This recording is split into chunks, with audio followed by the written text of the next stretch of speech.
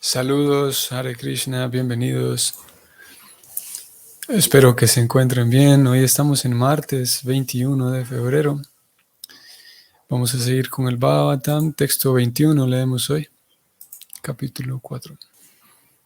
Om Namo Bhagavate Vasudevaya.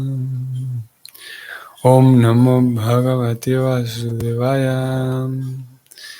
Om Namo Bhagavate Vasudevaya. Yadangri abhidyana samadhi dautayam diyanupasyanti hitatvanatmanam vadanti chaitat kavayo yatarucham samem mukundu bhagavam prasidatam. Vamos a la traducción del verso. La personalidad de Dios, Sri Krishna, es quien da la liberación. Por el hecho de pensar en sus pies de loto a cada segundo, siguiendo los pasos de las autoridades, el devoto en estado de trance puede ver a la verdad absoluta. Sin embargo, los eruditos especuladores mentales piensan en él como se les antoja. Que el Señor se complazca conmigo. El significado escrito por Prabhupada es el siguiente. Los yogis místicos, después de hacer un esfuerzo tenaz para controlar los sentidos, puede que se sitúen en un trance de yoga, tan solo para poder ver a la superalma que se encuentra dentro de todo el mundo.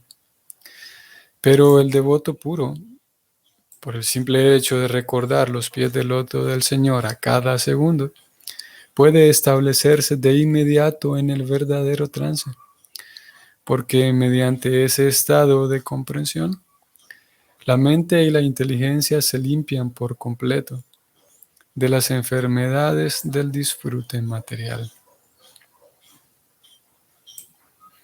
El devoto puro considera que está caído en el océano de nacimiento y muerte y le ruega incesantemente al Señor que lo saque de allí.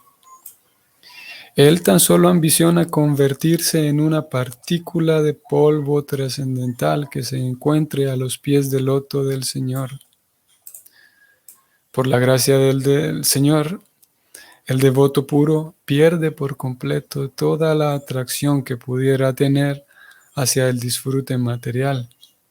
Y para mantenerse libre de la contaminación, siempre piensa en los pies del loto del Señor. El rey Kulashekara, un gran devoto del Señor, oró de la siguiente manera. Krishna Tvadiya Pada Pankaya Panjarantan Adhyaiva me Visatau Manasaraya Hamsa Prana Prayana Samaye Kalpavata Pitau Kantavarodhana Vidaus Maranam Kutaste. Abre comillas. Esta es la traducción. Mi querido Señor Krishna, ruego que el cisne de mi mente se sumerja de inmediato hasta los tallos de los pies del loto de tu señoría y se trabe en sus redes. De lo contrario, a la hora de mi último suspiro, cuando tenga la garganta obstruida por la tos, ¿cómo voy a poder pensar en ti? Cierra comillas. Entre el cisne y el tallo del loto existe una relación íntima, de modo que la comparación es muy idónea. Si uno no se vuelve un cisne, o Paramahamsa, no puede entrar en las redes de los pies del loto del Señor. Como se declara en la Brahma Samhita, los especuladores mentales no pueden ni soñar acerca de la verdad absoluta, especulando acerca de ella por toda la eternidad, ni siquiera a fuerza de una consumada erudición. El Señor se reserva el derecho de exponerse a esos especuladores mentales. Y como ellos no pueden entrar en las redes que forman los tallos de los pies del loto del Señor, Todas sus conclusiones difieren entre sí. Y al final hacen una componenda inútil diciendo que cada conclusión es un camino, conforme a la indicación que uno tenga o conforme a la inclinación que uno tenga. Yatarucham. Pero el Señor no es como el vendedor de una tienda que trata de complacer a toda clase de clientes en el mercado de los especuladores mentales. El Señor es lo que es, la absoluta personalidad de Dios. Y Él exige una absoluta entrega únicamente a Él. No obstante, el devoto puro, por seguir los caminos de los acharyas o autoridades anteriores, puede ver al Señor Supremo a través del medio transparente, que es un maestro espiritual genuino. Anupashyanti. El devoto puro nunca trata de ver al Señor mediante la especulación mental, sino mediante el proceso de seguir los pasos de los acharyas. Mahayano Yenagata Sapanta. Por consiguiente, no existe diferencia entre las conclusiones de los acharyas Vaishnavas respecto al Señor y a los devotos. El Señor Chaitanya afirma que la entidad viviente, Jiva, es eternamente la servidora del Señor y que es idéntica al Señor y simultáneamente diferente de Él. Este tattva del Señor Chaitanya lo comparten las 4 sampradayas de la escuela Vaishnava, todas las cuales aceptan la servidumbre eterna que se tiene con el Señor incluso después de la salvación. Y no hay ningún acharya Vaishnava autorizado que se crea el Señor o crea que Él y el Señor son uno. Esta humildad del devoto puro, quien se dedica a un 100% al servicio de Él, del Señor, pone al devoto del Señor en un trance mediante el cual puede comprender todo perfectamente. Porque al devoto sincero del Señor, el Señor se le revela, tal como se declara en la Bhagavad Gita 10.10. El Señor, siendo el Señor de la inteligencia que hay en todos, incluso en la inteligencia del no devoto, favorece a su devoto con la debida inteligencia, de manera que el devoto puro se ilumine automáticamente con la verdad real acerca del Señor y sus diferentes energías. El Señor no se revela mediante la capacidad especulativa de uno, ni mediante los juegos de palabras que hagamos acerca de la verdad absoluta. Él se revela a un devoto cuando se siente plenamente satisfecho con la actitud de servicio que este último tenga. Shukadeva Goswami no es un especulador mental ni una persona acomodaticia que transige con la teoría de que cada conclusión es un camino. Más bien, él le ora al Señor únicamente, invocando su placer trascendental. Esa es la manera de conocer al Señor. Fin del comentario. El servicio devocional puro es el tema principal en todas las páginas del Bhagavatam. Prabhupada ha incluido aquí de entrada en el significado la diferencia o una de las diferencias entre el Vaishnava y otros sistemas. Puntualmente aquí él habló de la práctica del yoga místico. Y es que en el yoga, aquí Prabhupada, si ustedes lo recuerdan, él mencionó cómo para practicar ese yoga místico se requiere mucha dedicación y ser muy estricto en tantas cosas. Obviamente hay todo tipo de personas con todo tipo de aspiraciones y hay quienes se sienten bien realizando por encima nada más las prácticas de lo que sea a lo que se dediquen. Pero una práctica de yoga seria y dedicada requiere un buen control de la propia vida de uno, control de lo que uno come, en fin, y tantas otras cosas. Y esa práctica seria del yoga, el resultado final es el contacto con la superalma. Prabhupada habló aquí de ello. Mientras que, por otro lado, el servicio devocional, siendo aparte más simple en su aplicación, siendo muy simple, el resultado que da es mucho más profundo, más que solamente entrar en un trance. Posiblemente la idea de entrar en trance o llegar a un estado de trance sea un tanto lejana para nosotros y distante, porque sí, no es que encontremos todos los días o que o tengamos referencia a mano de una persona o de personas a quienes nosotros podamos observar que se encuentran en estado de trance. Así que es un tanto lejana y también incluso puede sonar como de fantasía, ¿no? Una persona en estado de trance. Y lo cierto es que a través de la práctica del yoga, el practicante consigue eso, consigue un trance trascendental que le permite al practicante estar distante de todas las actividades materiales. Y el trabajo de Prabhupada y la labor de Prabhupada, la labor de aquellos predicadores de la conciencia de Krishna, y puntualmente Prabhupada, porque de él estamos leyendo este comentario, y más aún todavía porque él es quien se encarga de sacar todo el conocimiento trascendental y llevarlo fuera de la India. Personas como él, predicadores como él, tienen una labor bastante difícil por varias razones. Y una de ellas es que, lo vemos reflejado aquí, una de ellas es que él está presentando o tratando de presentar, tratando de poner en contacto a las personas en general, personas de todo tipo de personas y algunas veces personas con una inteligencia muy escasa, tratando de ponerlas a ellas en contacto con la verdad absoluta. Prabhupada habló aquí de cómo Dios es todo el tiempo la suprema verdad. Y en ese intento, en ese trabajo de Prabhupada, poner en contacto a personas, a veces con muy poca inteligencia, ponerlas en contacto con Dios,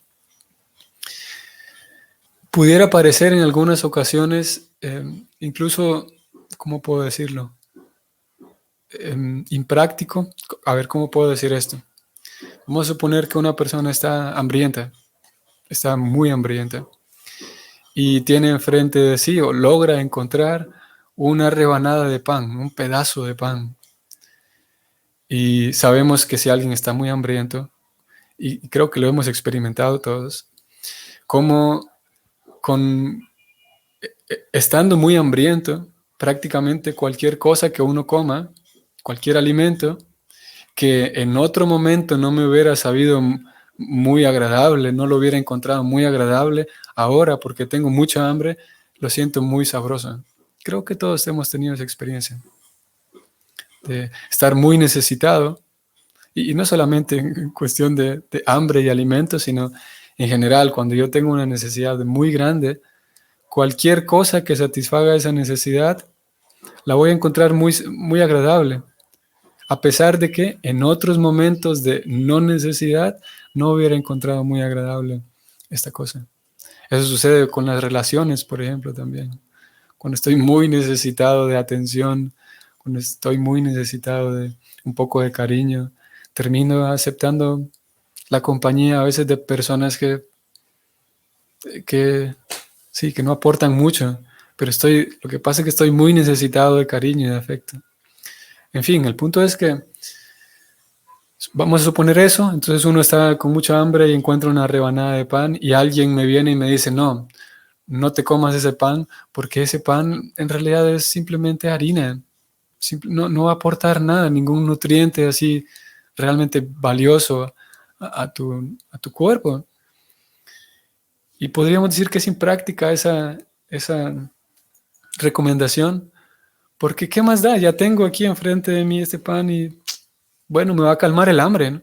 Por lo menos voy a quedar tranquilo de mi hambre. Y este ejemplo que estoy utilizando ahora se queda muy corto con el caso de Prabhupada. Y es que Prabhupada, como lo hemos visto aquí, Prabhupada nos informa en este verso de que la puesta en práctica del yoga místico no sirve mucho. Claro, estoy parafraseándolo porque no fueron esas las palabras que él utilizó. Él lo que está haciendo es comparando la práctica del yoga en este verso con el sistema de servicio devocional puro. Y hoy por hoy, si la humanidad misma, por ejemplo, si la humanidad misma se dedicara, en vez de perder su tiempo en tantas actividades tan inútiles y tan vanas, tan vacías y sin sentido, si en vez de dedicarse a eso, a perder su tiempo, se dedicara al cultivo de conocimiento a través del yoga místico, eso sería mucho mejor. Pero Prabhupada aún así dice, el yoga místico y otras actividades parecidas, mejor dedicarse al servicio devocional, dice Prabhupada. Él intenta llevar nuestra atención, si bien, como dije, ya sería beneficioso que alguien dedique su atención y su energía a la práctica del yoga místico. Aún así, Prabhupada dice, mejor dedicarse al servicio devocional, porque el servicio devocional y él expresó aquí, y queda también un poco entre líneas, que el servicio devocional lo que le regala a uno es conocer a Dios directamente. Y por eso dije hace rato que podría parecer impráctico, porque alguien podría preguntar, bueno, y en un sentido, ¿de qué me sirve? ¿Para qué? ¿Para qué me conocer a Dios? A ver, ¿cómo puedo decir esto? Tratar de explicarlo mejor la idea que tengo en mente. Voy a ir al verso de vuelta, porque Prabhupada terminó justamente este verso. La última línea que Prabhupada escribió aquí fue justamente esa. Prabhupada dice, esa es la manera de conocer al Señor. Y un poquito más arriba, para contextualizar mejor, él escribió que Shukadeva Goswami, quien es la persona que hace esta oración, el verso de hoy, Shukadeva Goswami le ora al Señor únicamente invocando su placer trascendental. Esa es la manera de conocer al Señor. Entonces, Prabhupada a través y de manera muy paciente y muy paso a paso y de manera muy experta al mismo tiempo, va llevando poco a poco al lector de tal manera que uno termine con el deseo de querer conocer al Señor. Y eso es, como dije al inicio, es tan difícil y tan genial al mismo tiempo, porque Prabhupada sabe cómo hacerlo.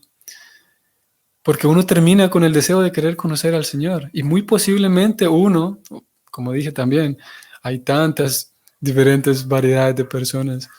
Y Krishna mismo lo declara en la Gita, que hay diferentes personas que se acercan a Él, hay diferentes motivaciones.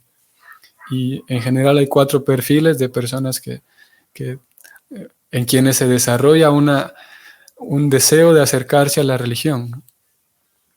Pero lo cierto es que podemos imaginar, así como la casa del Bhakti, que recibe a muchas personas, y hay tantas formas de entrar a la casa del Bhakti, hay tantas puertas de acceso.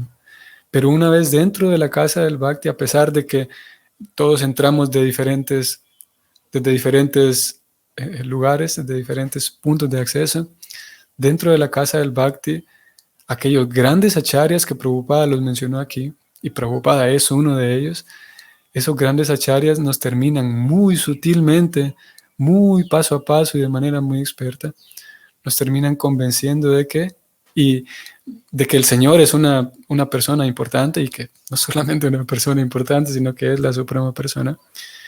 Y de tal manera que se desarrolla en nosotros, el deseo de querer conocer al Señor. Y eso es muy genial, porque eso es muy diferente a querer participar de una religión porque quiero tener paz en mi vida. Y hablábamos, ustedes recuerdan que hace un par de días hablábamos y leíamos de las pretensiones.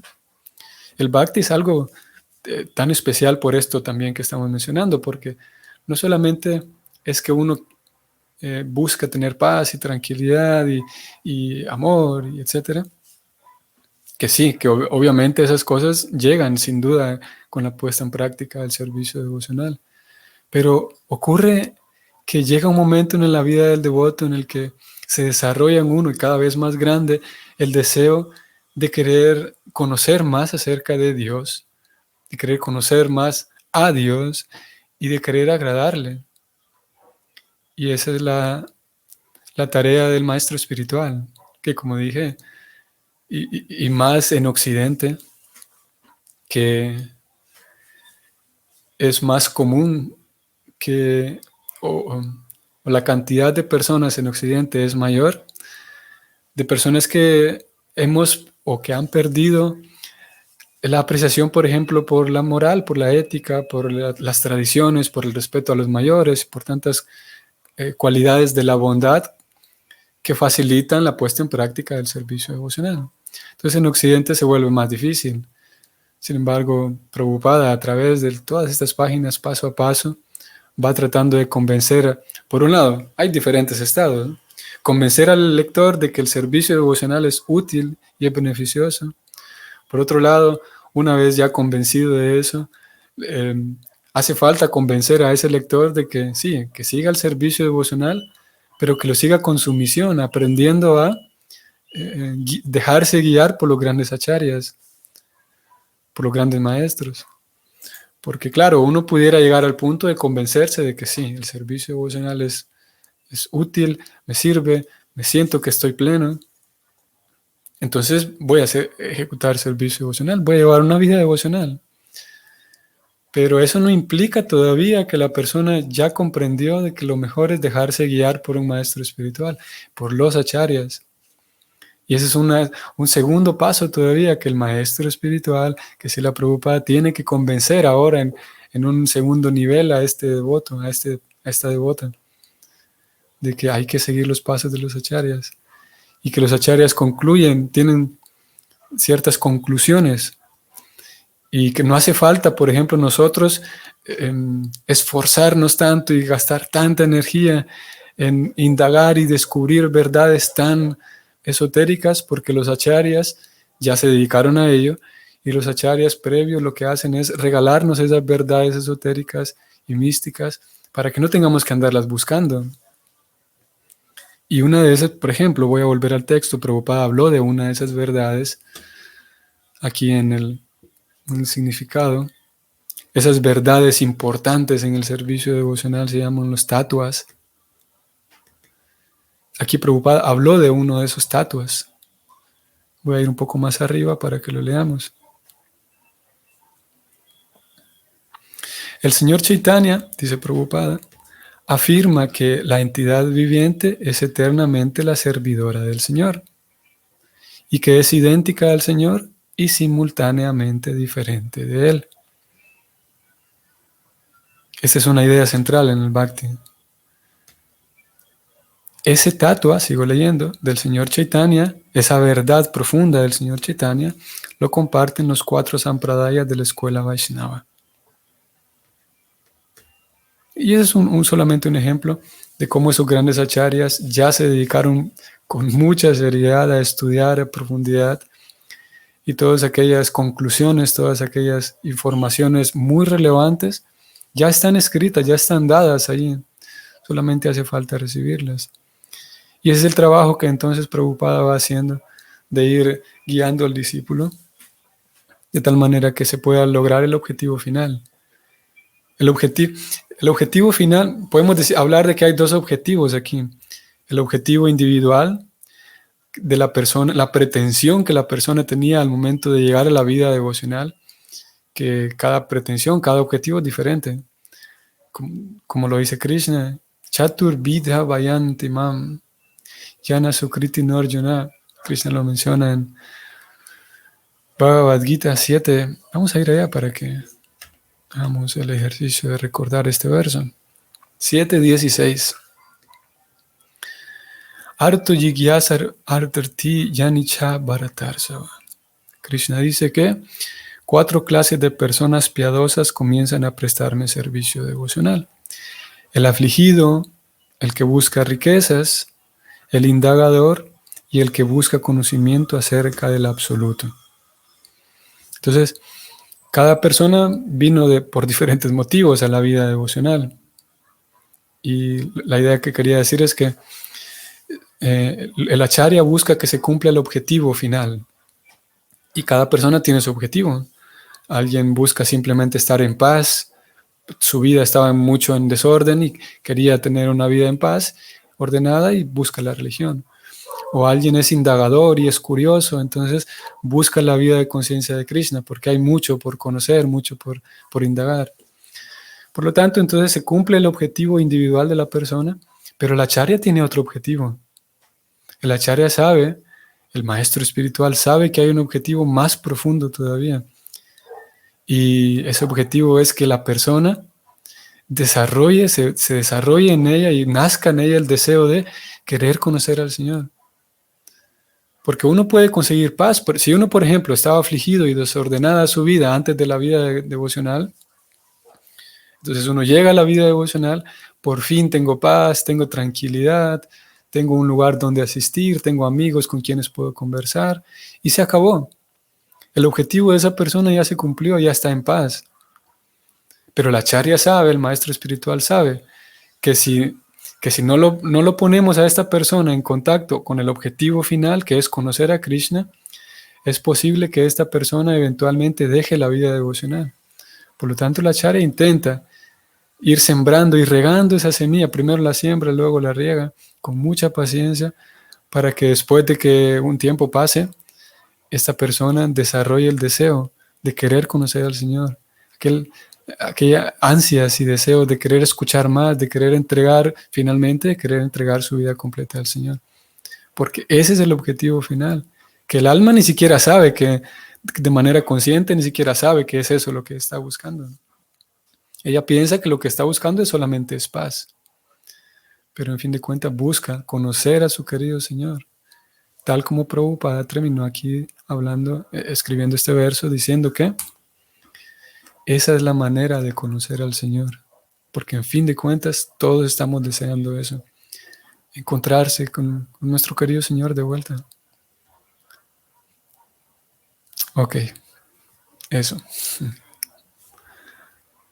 Prabhupada habló aquí de cómo uno puede llegar, y hay gente que llega a la conclusión de que sí, cada quien tiene su propia verdad, cada quien tiene su propio camino. Y francamente y honestamente el Bhagavatam dice, mentira, eso es una equivocación.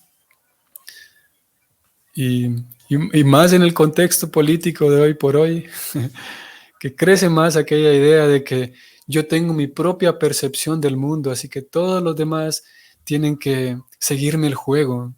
Yo me creo que soy cualquier cosa. Hoy por hoy está esa idea, y con la fuerza que está ganando cada vez más el postmodernismo, se le conoce como un relativismo moral o un relativismo de diferentes maneras. Entonces la persona se cree que tiene el derecho de que yo me autopercibo como quiera, por lo tanto todos los demás tienen que seguirme el juego. Es una idea similar, es el mismo corazón, la misma estructura de esta desviación que Prabhupada mencionó aquí. No es verdad de que cada quien tiene su propio camino, su propia verdad. Lo cierto es que eso es una idea peligrosa. En cuanto a la vida espiritual, en todo en realidad. Lo cierto es que el alma condicionada es condicionada porque está en ilusión, y para tener una vida libre, no solamente en términos espirituales, que es el tema que a nosotros nos compete, ¿no? Pero para tener libertad en todo, libertad económica, libertad emocional, libertad de movimiento, libertad de todo tipo de libertad, siempre es necesario acoplarse a la realidad. En este caso, que el tema que a nosotros nos compete es el tema espiritual, si queremos tener libertad espiritual, necesitamos acoplarnos a la realidad. Y una vez acoplados a la realidad, tengo libertad. Y sí, Prabhupada habló de ello entonces, que no es verdad que cada quien tiene su camino, cada quien tiene su verdad. Hay una verdad Y ese es un tema para otra vez, para otro día también. Un tema de la superioridad de la verdad absoluta, la superioridad del servicio devocional. Y lo mismo, ese mismo esquema aplicado a otras esferas, es necesario que el ser humano se acople a la realidad y no que voy a intentar yo que la realidad se acople a mi percepción de mi vida. El posmodernismo y sus filosofías son bastante crueles y dañinas. Ok, ahora sí terminamos. Entonces, queridos Vaishnavas, que tengan un excelente día. Si el Señor entonces nos permite, vamos a seguir mañana. Hare Krishna.